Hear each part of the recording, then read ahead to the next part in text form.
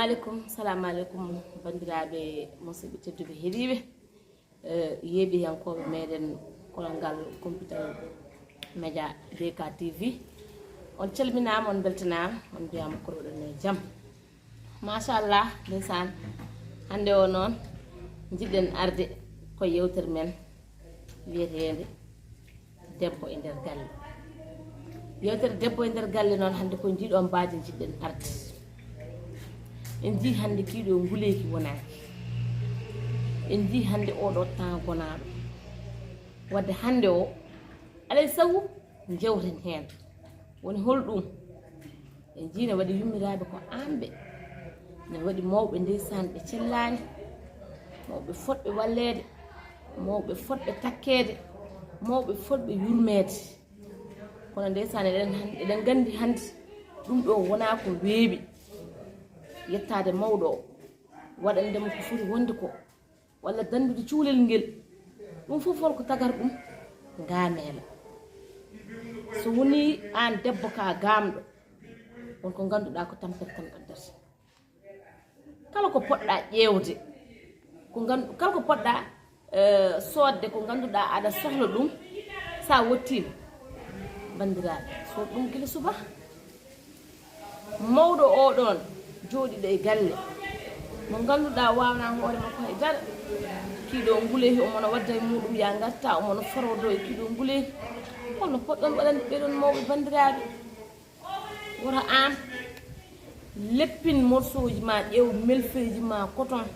walla ƴeewa kaalaji koyɗi leppina ɗum ha leppa piɗɗa ha ɓuuɓa cudda e oɗon mawɗo te woto sojjin kadi woto takkira ɗum ɓeɗon sukaɓe ɓe ganduɗa hayso ni ɓe ganda haydara tinnuɗe kon ɗon cuhlon so tawi yimɓeɓe ɓe gottima hoɗe cuhlon mon no jiɗɗon foftorade jooɗoɗon poftoɗon ni hoɗe ɓeɗon sukaɓe haya mon takkon ɗumen sareji moɗon gati so wona ɗum cukalel ne wawi yaade yana e lawol cukalel ne wawi yaade woodi ko hefti ɗum e kiiɗo nguleyki en jibbandiraɓe nguleyki noki fordi ni hay an leliɗo tan aɗa yeedi o hay sa leppin tan cuddiɗa so ɓooyi jiita ko walñede ɗo ummoroma less ala ko haali kam on biyaɗo nana yahdi ɗon nangueji hoore bandiraɓe gare mbatten hakkille kadi tinnuɗe no feewi ganden ɗum ɗo kadi ene foori e meɗen gonga ni hasiɗen gowti eɗen gandi kam kiiɗo nguleyki so tawi en miiɗi yiidegen ala fordi no feewi ɗum ɗon noon ko enen tan mbawi wallude hen koye meɗen ko wajade bandiraɓe meɗen ɓeɗon rewɓe deɓe gussata ngamela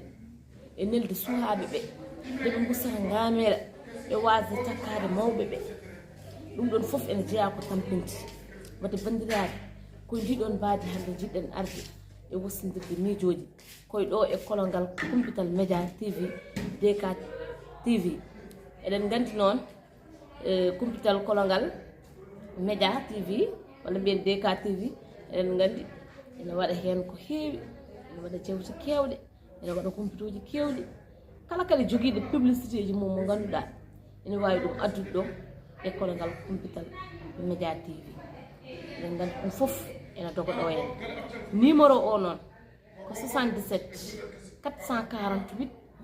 08 86 inchallah so ndewi ɗon foof mon oɗon mbawi ɗon rewrude mbawon jokkodirde e kolongal computal média TV bandiraɓe on calminama